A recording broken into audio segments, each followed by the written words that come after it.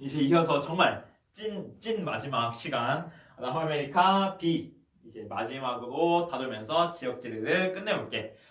그래가지고 남아메리카 일단은 우리 방금 전에 브라질부터 베네수엘라까지 이야기를 해보았고 이제 이번에는 다시 또 다섯 나라에 대해서 같이 이야기를 해볼게. 먼저 첫 번째 이야기할 나라는 볼리비아야. 볼리비아는 라파스라는 곳이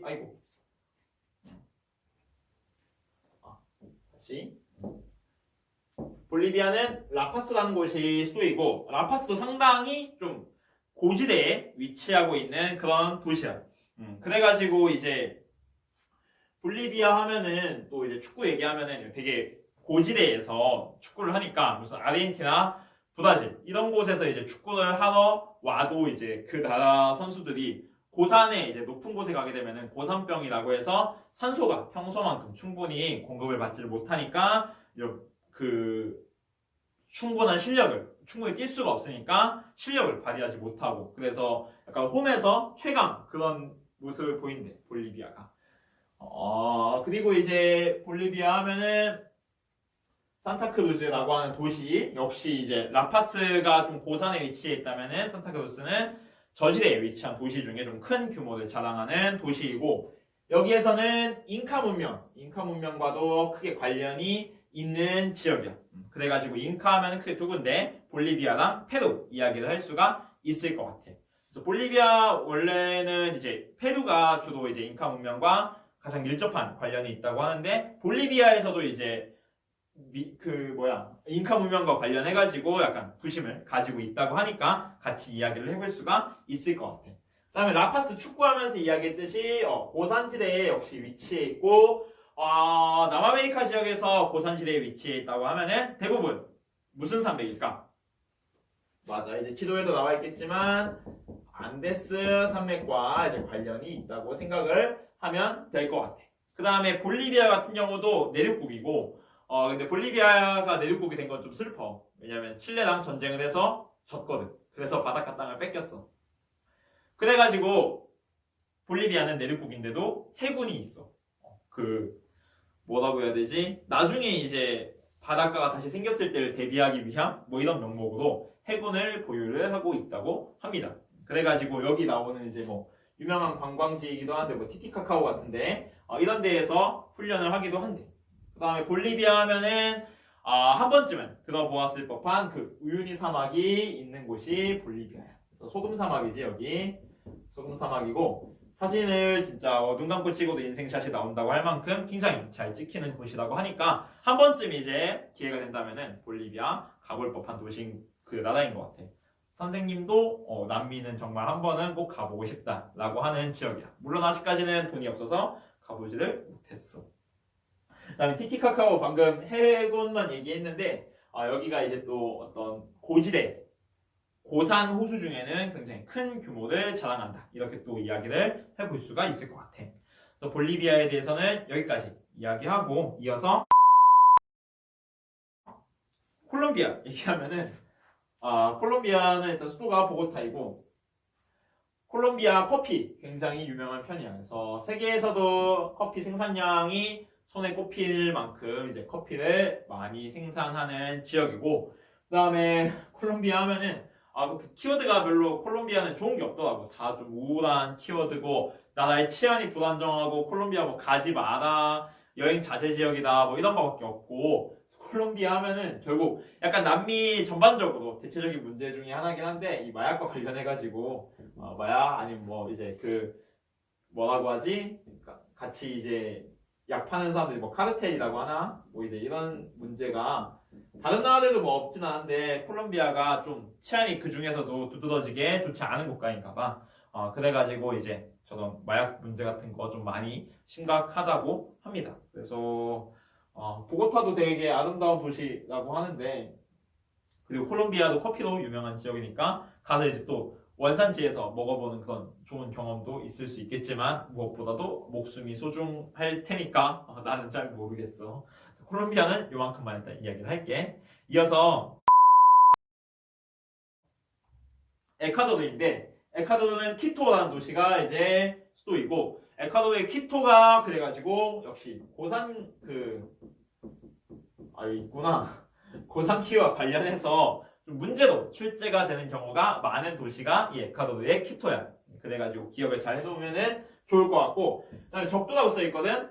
나라 이름 자체가 적도야. 그래서 적도를 지나는 곳에 이제 나라가 위치해 있다 보니까 거기에서 나라 이름을 따오게 됐고, 역시 그럼 적도에 있으니까 날씨가 굉장히 더워야 될 것 같지만 안데스 산지가 굉장히 높기 때문에 열대 기후는 저지대에서 나타나고 고지대에서는 보통 고산 기후가 나타난다고 합니다. 그 다음에 이제 알파카 하면은 그 이렇게 생겨가지고 목 긴 동물 있잖아. 걔가 이제 보통 저쪽 안데스 고산지대에 많이 살고 있는데, 그 중에서도 이제 에콰도르 쪽에서 뭐 알파카 아니면 라마인가? 라마 맞지? 리마는 페루의 수도니까 라마 이런 것들이 이제 그쪽에서 살고 있는 동물들 이제 좀 많이 에콰도르 가면은 볼 수 있다고 합니다. 그 다음에 에콰도르 역시 오펙, 아까 베네수엘라 얘기하면서 언급했던 그런 원유 관련한 그 회원국이기도 하다고 합니다. 그래서 에콰도르가 방금 아까 얘기했듯이 5글자가 아닌데 서남아시아 북부 아프리카에 속해 있는 나라가 아니잖아. 그래가지고 에콰도르 같은 나라가 가입을 하면서 나의 암기법은 이렇게 깨지게 되었어. 그래서 에콰도르 같은 경우는 엄청 막 석유 생산량이 많지는 않은데, 지도를 보면 알겠지만 에콰도르가 그렇게 나라의 규모가 크지 않기 때문에 그 정도 생산량만으로도 수출을 좀 많이 할 수 있다고 그렇게 이야기를 좀 하더라고. 그래서 에콰도르도 이 정도 이야기해보고, 다음으로는 페루거든. 그래서 아까 볼리비아에서 얘기했던 그 잉카 문명, 페루에서 한 번 더 이야기를 하고, 우리가 쉽게 그리고 보편적으로 좀 생각하는 잉카 문명은 페루랑 관련이 있지. 그래서 페루 땅에서 실제로 뭐 많은 것들이 이루어졌으니까 이렇게 마추픽추 같은 거. 그래서 페루를 좀 대표적인 잉카 문명의 국가라고 생각을 하고, 실제 아마 문제가 나오더라도 대상은 페루도 나오게 될 거야. 리마 같은 경우도 역시 좀 고도가 높은 곳에 위치한 도시라는 거 기억해주면 좋을 것 같고, 그 다음에 이제 잉카콜라라는 게 뭐냐면은 콜라거든. 그런데 이제 보통 우리가 생각하는 콜라는 코카콜라, 그 다음에 펩시콜라 이런 거지. 그런데 이제 페루에서만큼은 미국에서 생산되는 이 콜라가 둘 다 먹히지가 않았대. 대신에 이제 페루에서 페루 자본으로 직접 만든 잉카콜라가 이 나라의 콜라 시장을 장악을 하고 있다고 하는데, 잉카콜라는 노란색이거든. 그래서 우리나라에서도 구하기가 쉽지는 않은데 판매를 하는 곳들이 있어. 그래가지고 혹시 잉카콜라의 맛이 유명하다면, 궁금하다면은 한 번쯤 먹어보는 것도 추천할게. 그래서 콜라 이름이 페루 콜라도 아니고 잉카콜라인 것에서 볼 때 이제 또 페루의 잉카 부심을 알 수 있는 그런 좋은 이름이기도 하고, 그 다음에 감자라고 쓰여 있는데, 아무래도 페루 이쪽 지역도 안데스 산지 지역이다 보니까 웬만한 뭐 쌀, 밀 아니면은 이런 우리가 생각하는 주요 곡물의 농사가 쉽지 않았고, 그렇기 때문에 이제 감자나 혹은 옥수수 이런 것들을 주식으로 하게 되었다고 합니다. 그래가지고 뭐 감자 많이 먹으면은 감자 요리가 또 이제 발달하고 감자 요리로 유명해지겠지. 페루 요리 중에 감자를 활용한 요리가 몇 가지 이제 유명한 것이 있는 것으로 알고 있어. 그래서 페루까지 이야기를 해봤고, 마지막으로는 이제 칠레 이야기를 해볼게. 칠레의 수도는 산티아고. 이거 칠레 하면은 국토 형태에 대해서 지도만 봐도 알 수 있지. 칠레는 남미대륙 이렇게 생겼으면은 거의 여기서 시작해서 이렇게 여기가 칠레야. 이렇게 위치를 해 있고, 그래가지고 칠레 같은 경우는 뭐라고 해야지, 남북으로 굉장히 나라가 길기 때문에 다양한 기후들이 나타난다는 특징을 가지고 있기도 하고, 그 다음에 이 칠레의 안데스 산맥이 지나가다 보니까 해발 고도가 높은 곳에서 낮은 곳까지 이제 반복되어 전부 다 나타나기 때문에, 역시 기후적으로도 뭐라고 해야 될까, 위도적으로도 해발 고도적으로도 둘 다 이제 다양한 기후들이 나타나는 것을 우리가 확인을 해볼 수가 있을 것 같아. 그 다음에 이제 칠레 이쪽 지역도 신기조선대에 해당하기 때문에 지진이나 혹은 이제 화산 활동도 활발하게 나타나는 지역 중에 하나고, 그 다음에 와인은 역시 이제 지중해성 기후와 관련이 있는데, 지중해성 기후에서 주로 재배할 수 있는 작물 중에 포도가 있기 때문에 이 포도를 활용해서 와인을 만드는 경우가 많다고 합니다. 그래가지고 이제 뭔가 신대륙 와인이라고 해서 요즘에 주목받는 게 호주라든지 칠레 아니면은 미국의 이제 캘리포니아죠. 이쪽에서 만들어진 와인들이 최근에 많은 주목을 받고 있다고 합니다.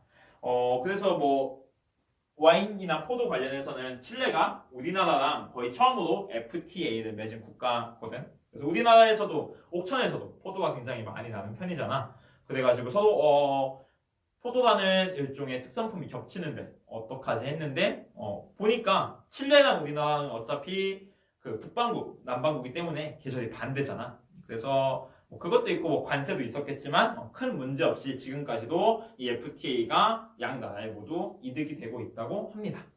그 다음에 칠레 하면은 역시 세계에서 가장 많은 철광석을 생산하는 국가이고, 그래서 추키카마카인가 추키타마카인가 하여튼 그 추키 어쩌고 하는 그 탄광이 있는데 거기 이제 혹시 궁금하면 한번 쳐보면은 이렇게 엄청 깊게 파도 나가고 있는 것을 볼 수가 있을 테고 세계 최대 규모의 철광석 광산이라는 것을 알 수가 있을 겁니다. 그래가지고 칠레도 이제 여기까지 이야기를 하고 우리는 마침내 드디어 여기까지 지역지를 끝낼 수가 있었습니다. 그래가지고 제발 부디 더 이상 강의를 찍지 않고 여기에서 계약을 했으면 좋겠는데 그렇지 이제 그거는 나의 뜻이 아니기 때문에 일단은 우리 다시 교실에서 만날지 그 컴퓨터 모니터에서 만날지 모르겠지만 그때까지 또 건강하게 지낼 수 있었으면 좋겠습니다. 지역지리 여기까지 끝!